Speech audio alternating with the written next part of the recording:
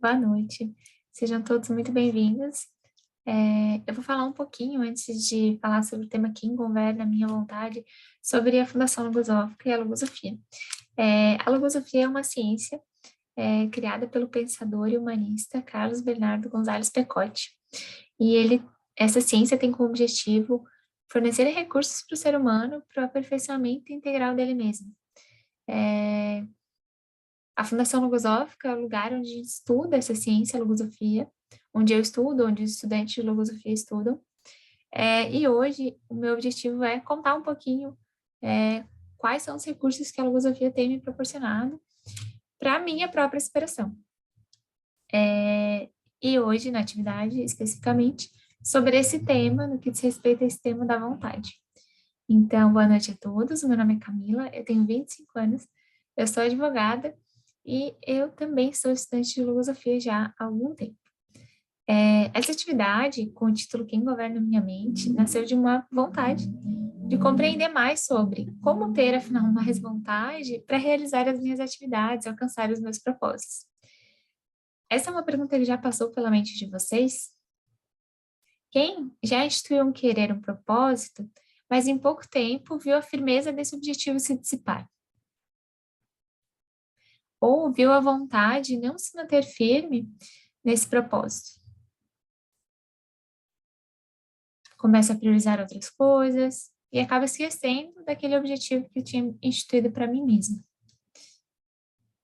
Um objetivo simples, por exemplo, de ir à academia, de começar um curso que eu sempre quis fazer, de economizar para fazer uma viagem, de me capacitar profissionalmente.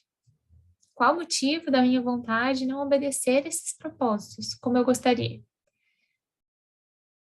Porque ela não está sincronizada, vamos dizer assim, com alguns objetivos que eu instituo para a minha vida.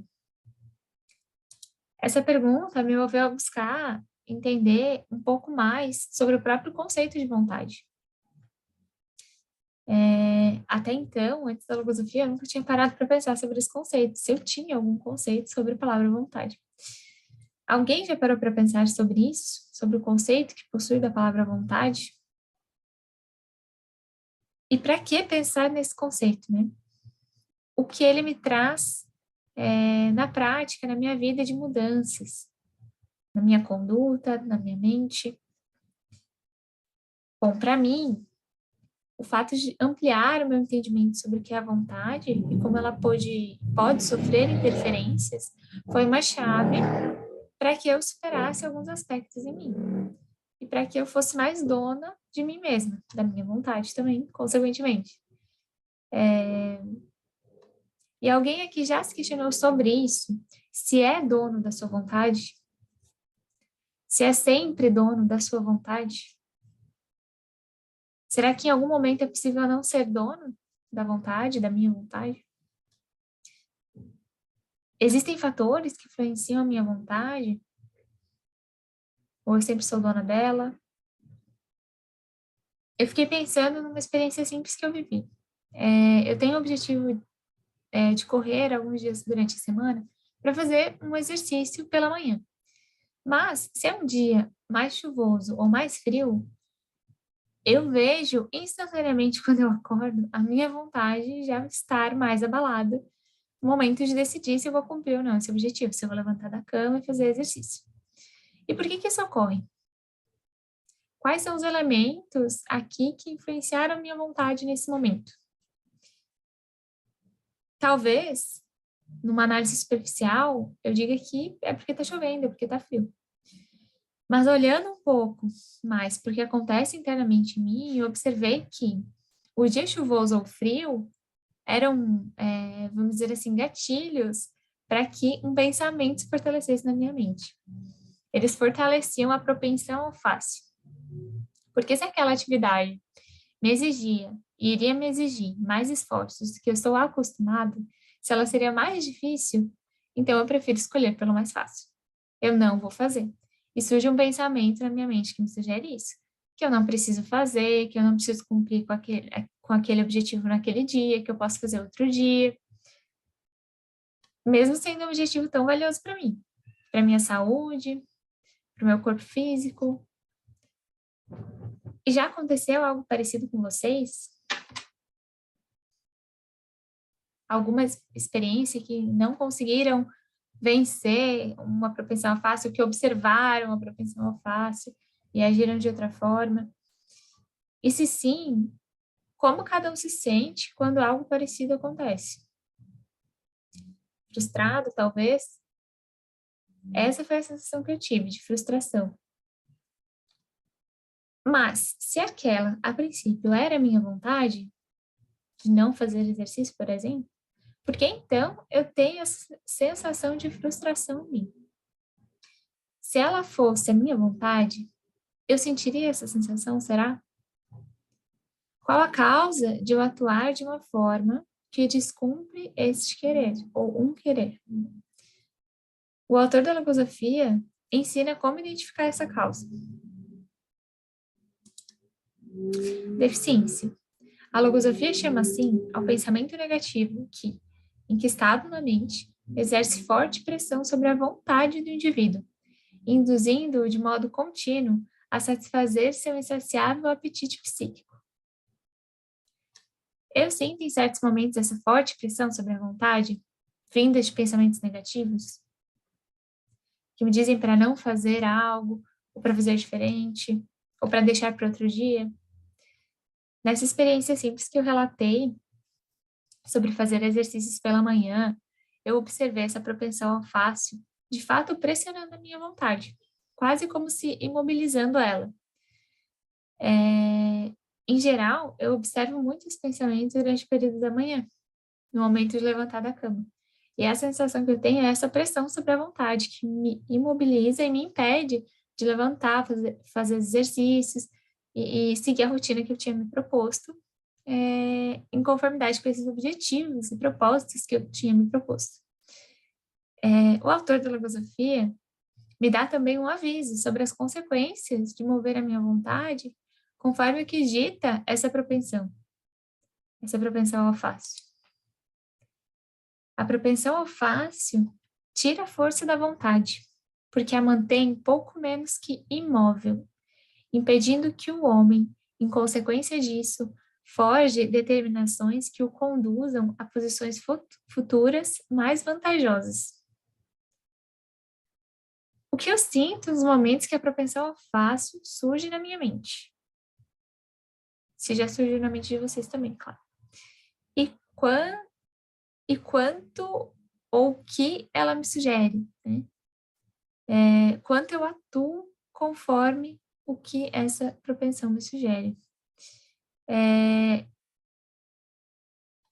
Eu vejo essa propensão pressionando a vontade, observo isso em mim, mas existem várias outras situações e outros pensamentos negativos que podem fazer esse papel.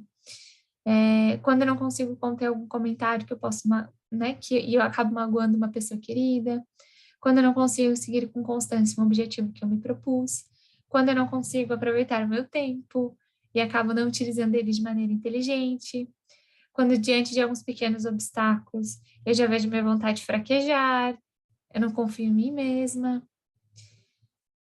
São alguns outros exemplos que também falam sobre essa pressão na minha própria vontade, que pode ser exercida por algum pensamento negativo.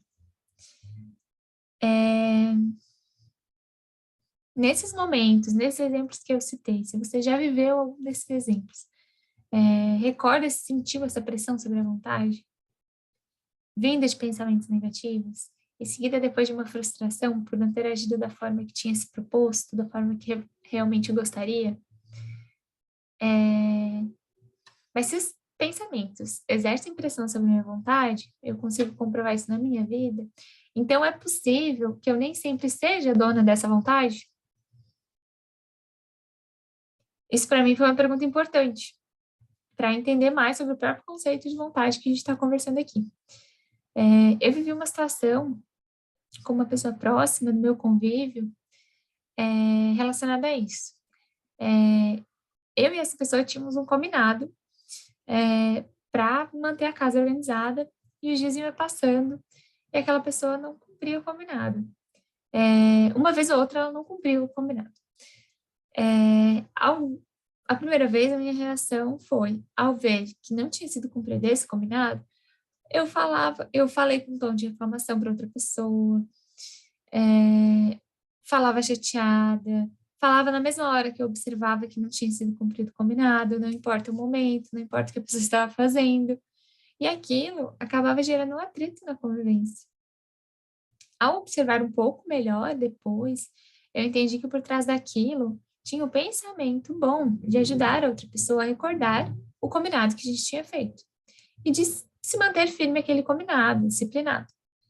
Mas esse pensamento bom, junto a esses pensamentos, tinha um pensamento dissimulado ali, um pensamento negativo, que me sugeria que eu devia tratar do assunto, assim que eu visse que o combinado não estava sendo cumprido, eu devia tratar do assunto no mesmo momento, não importa o lugar, a hora, o que a outra pessoa estava fazendo, que eu devia fazer em tom ríspido, de reclamação.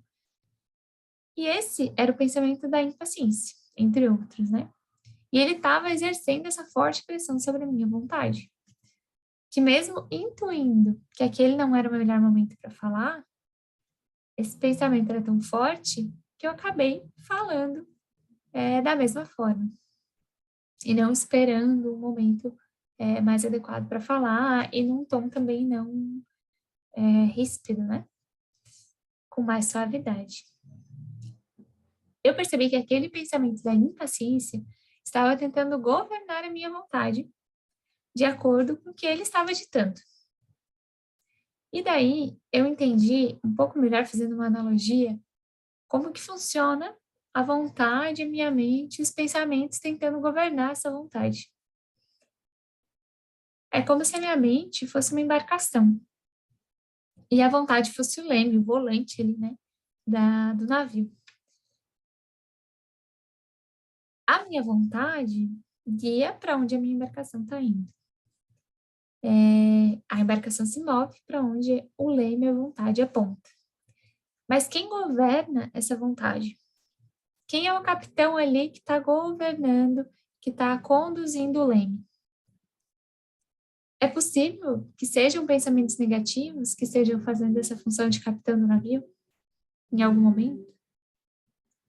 A depender das circunstâncias, como já vimos, a minha vontade pode estar sendo guiada por esses pensamentos negativos. Como se fosse um tripulante tentando fazer um motim dentro da embarcação e direcionar ela para outras rotas, né?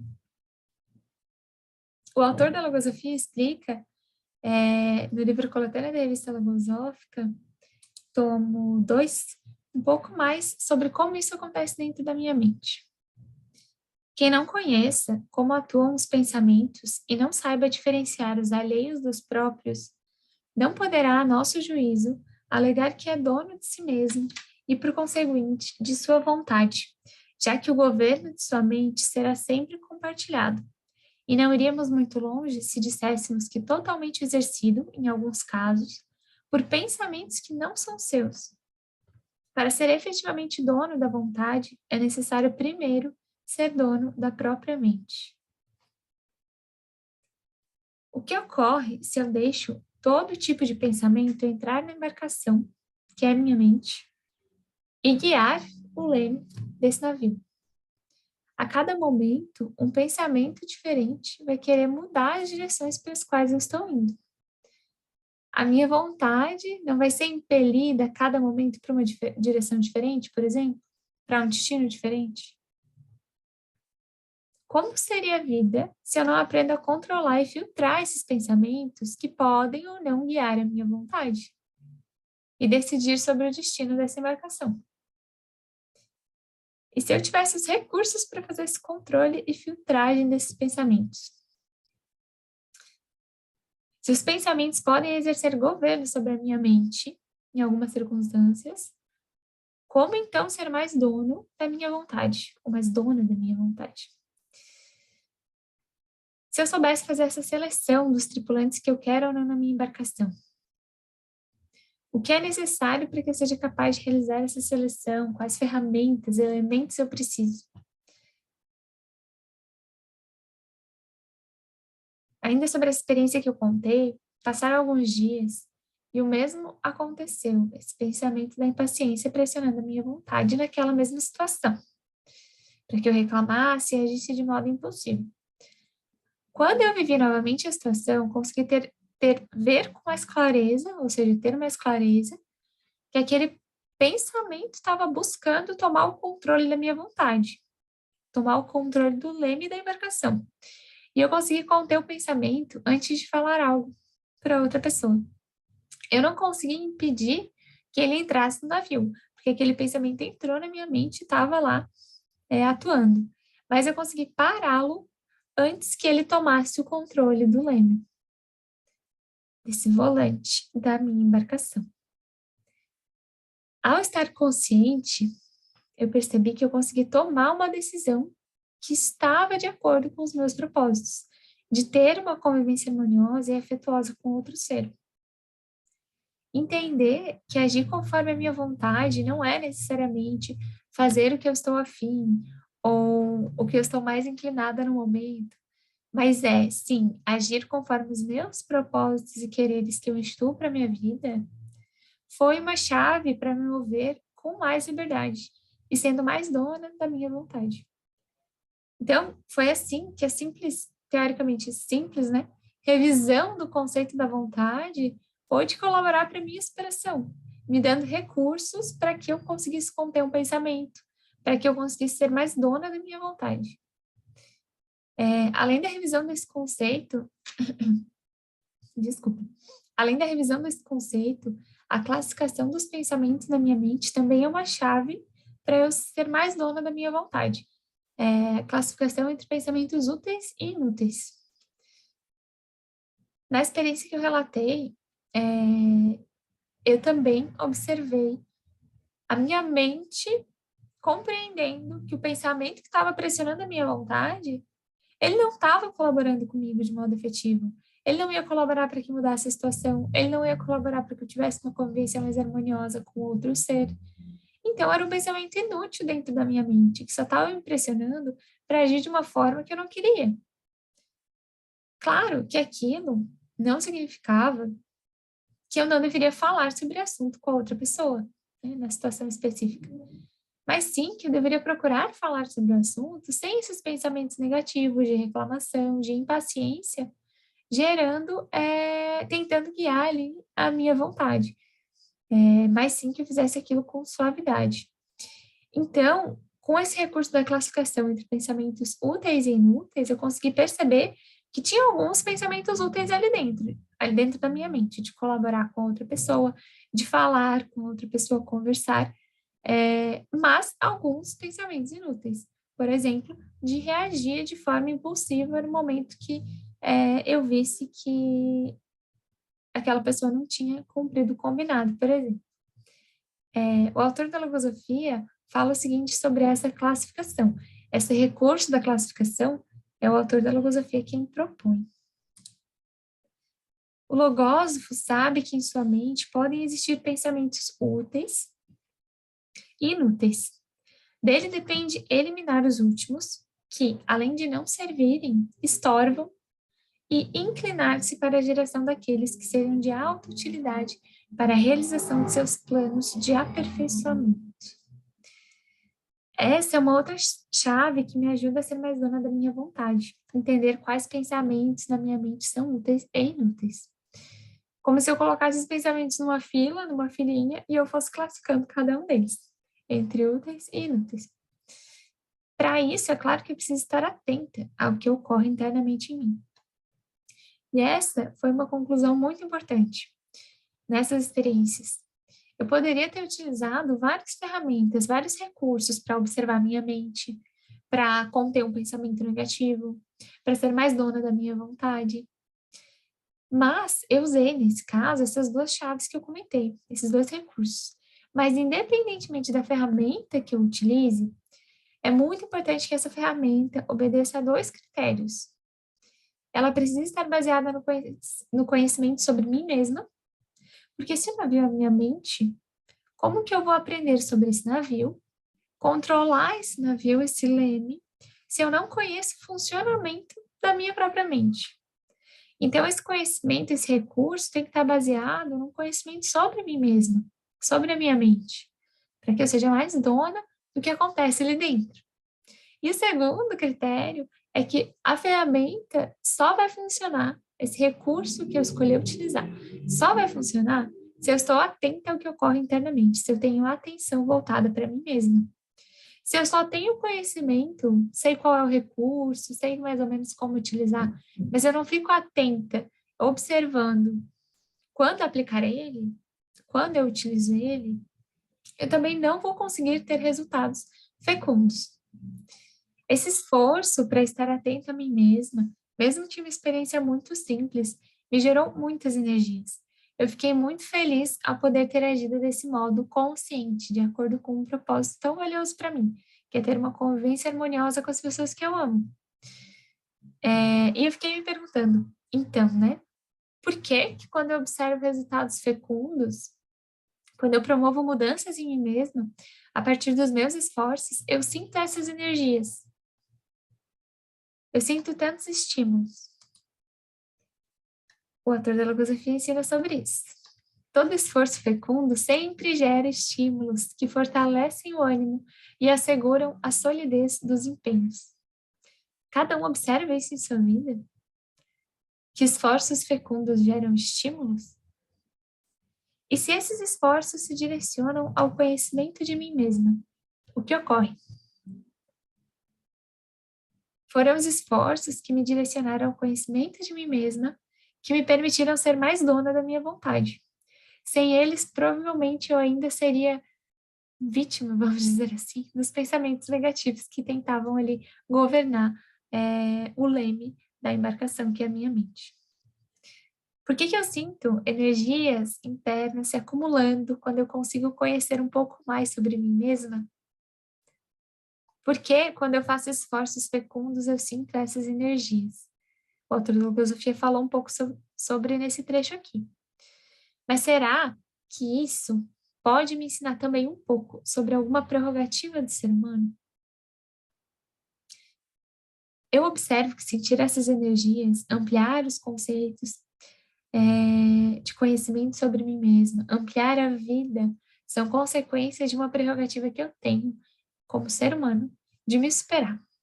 São alguns dos resultados que eu tenho ao fazer o esforço da superação. Para finalizarmos, então, eu vou ler mais um trecho da bibliografia logosófica. Fica assim demonstrado como a vontade se mobiliza, incitada por um estímulo qualquer, o que dá a ideia do muito que se pode conseguir quando ela se ativa em virtude de estímulos altamente edificantes, como são os que o conhecimento transcendente proporciona. Bom, se você gostou desse conteúdo sobre esse tema da vontade, saiba que a logosofia fala sobre vários outros temas, além desse. Nós temos vídeos aqui no canal do YouTube que falam sobre esses outros temas, sobre organização do tempo, aproveitamento do tempo, sobre as leis universais que o autor da logosofia apresenta, sobre o conceito de pensamentos, de deficiências, de defesas mentais e vários outros conceitos muito importantes e interessantes. Caso você tenha se interessado, nós disponibilizamos aqui na sede de Florianópolis um curso gratuito que está acontecendo atualmente de forma presencial. Mas se você se inscrever aqui pelo formulário, e não for de Florianópolis, claro, nós passamos o seu contato aí para a sede mais próxima de você, para que seja realizado o curso no formato que for factível para você, ou no formato que a sede estiver realizando, a sede em questão da tua cidade, e eles logo entram em contato também para iniciar esse curso que fala um pouco mais sobre a logosofia, sobre como é estudar, sobre como se estuda a logosofia e como é estudar logosofia, né? Um estudante de logosofia acompanha você nesse curso, e você aprende um pouquinho mais sobre essa ciência, como se estuda essa ciência. É um curso gratuito, acontece uma vez por semana, então é uma ótima oportunidade caso você tenha se interessado pela logosofia e pelos temas que ela aborda. Além disso, nós também temos o nosso site institucional, que você vai encontrar o link aqui abaixo na descrição do vídeo. Esse site institucional também tem vários conteúdos legais, interessantes, sobre os vários temas que a logosofia aborda. E eu acredito que é isso. Agradeço a presença de todos e vejam os próximos vídeos sobre outros temas que interessarem vocês. Até a próxima!